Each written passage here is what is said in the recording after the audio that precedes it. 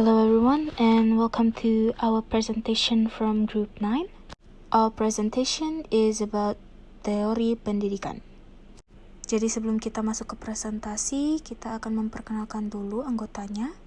Yang pertama itu ada saya sendiri, Keisha Nizalita, terus kemudian ada Regina Multazam, lalu ada Sari Mutiara Saleh, dan yang terakhir ada Era Fadila. Kemudian untuk poin-poin materi kita hari ini ada pengertian teori pendidikan, fungsi teori pendidikan, jenis-jenis teori pendidikan, dan yang terakhir ada implementasi teori pendidikan. So without further ado, let's enjoy this video. Definisi teori pendidikan. Menurut More pada tahun 1974, istilah teori merujuk pada suatu usaha untuk menjelaskan bagaimana sesuatu terjadi seperti adanya. Jika dihubungkan dengan pendidikan, maka teori pendidikan merupakan seperangkat penjelasan yang rasional, sistematis, dan membahas tentang aspek-aspek penting dalam pendidikan sebagai sebuah sistem.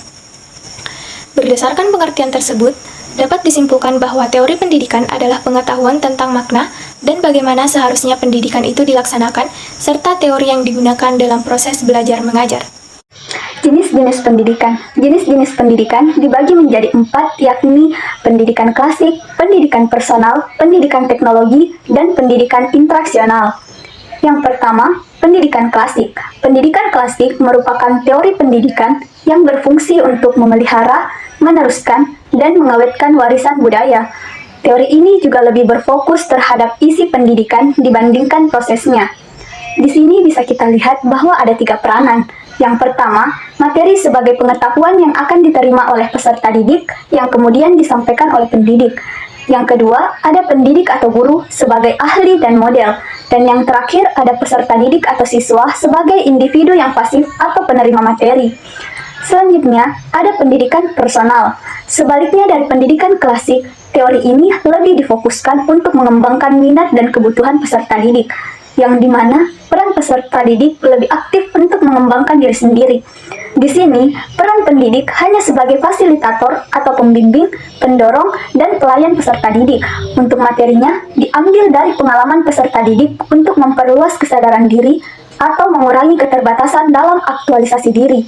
Yang ketiga, ada pendidikan teknologi. Sederhananya, pendidikan teknologi itu merupakan konsep secara praktis yang dimana prosesnya lebih ditujukan ke pembentukan dan penguasaan keterampilan. Peserta didik berperan untuk menerapkan teori yang telah mereka dapatkan dari pendidik sebagai tugas dalam bentuk pengelolaan dibandingkan dengan sekedar pendalaman materi. Dan yang terakhir adalah pendidikan interaksional. Pendidikan interaksional adalah teori pendidikan yang berhubungan dengan interaksi manusia sebagai makhluk sosial untuk bekerja sama. Dalam konsep ini, pihak yang terlibat, peserta didik dan pendidik, menjalin sebuah interaksi secara komunikatif. Kemudian, peserta didik akan dihadapkan dengan suatu masalah agar dapat diuji pemikiran kritis dan analitisnya. Fungsi teori pendidikan ada 5.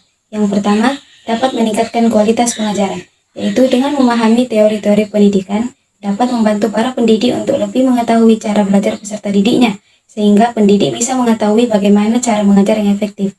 Yang kedua, mengembangkan metode pengajaran. Teori pendidikan berperan dalam membantu pendidik dalam mengembangkan metode pengajaran yang sesuai dengan karakteristik peserta didiknya. Yang ketiga, untuk menyusun kurikulum. Teori-teori pendidikan juga berperan penting dalam penyusunan kurikulum. Dengan memahami prinsip-prinsip pendidikan, pengambilan kebijakan pendidikan dapat merancang kurikulum yang relevan dan sesuai. Yang keempat, sebagai bahan evaluasi dan pengukuran. Pemahaman mengenai teori pendidikan dapat menjadi tolak ukur yang digunakan untuk menilai prestasi, pemahaman, dan pencapaian peserta didik. Hal ini dapat membantu pengajar untuk menentukan apakah tujuan pendidikan telah tercapai atau justru sebaliknya. Yang kelima, sebagai media penelitian pendidikan. Memahami teori pendidikan dapat menjadi dasar atau landasan dalam membuat penelitian di bidang pendidikan. Ini memungkinkan peluang untuk mengembangkan pengetahuan dan inovasi baru dalam dunia pendidikan. Implementasi teori-teori pendidikan dalam kehidupan sehari-hari. Agar kita dapat memahami lebih lanjut tentang implementasi dalam kehidupan sehari-hari, kita perlu mengetahui bahwa perubahan yang terjadi untuk menuju ke arah yang lebih baik merupakan hasil dari proses belajar atau proses yang sistematis, dan di mana belajar ini dipengaruhi oleh teori pendidikan.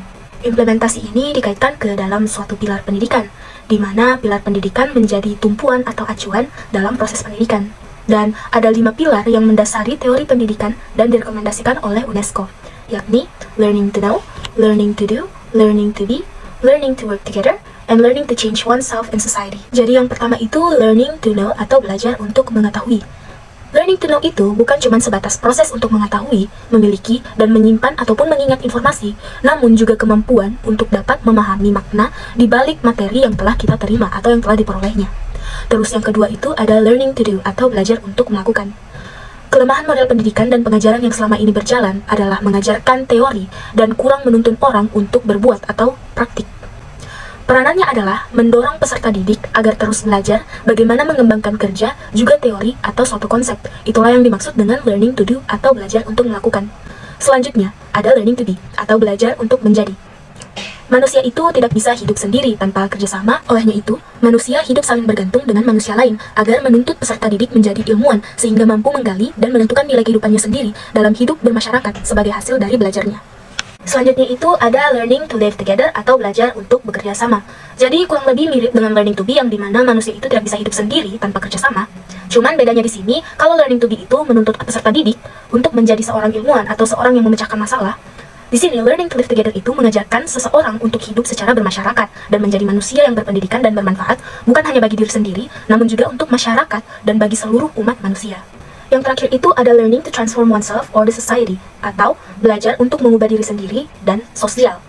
Maksudnya dari ini, kita itu belajar bukan sekedar menambah pendidikan, semata-mata menambah pendidikan, tapi kita di sini belajar untuk mengubah diri sendiri dan mengubah diri kita menjadi kepribadian yang lebih baik kepada sosial. Jadi, kesimpulan yang dapat kita ambil untuk materi hari ini ialah kita sebagai calon pendidik atau calon pengajar perlu memahami bahwa teori pendidikan itu penting dipelajari atau penting dipahami agar kita dapat melihat dunia pendidikan jauh lebih luas, tidak sekedar hanya menjadi sebuah pengajar, tapi juga sebagai pengajar yang memang dapat mengubah peserta didik menjadi sebuah kepribadian yang lebih baik.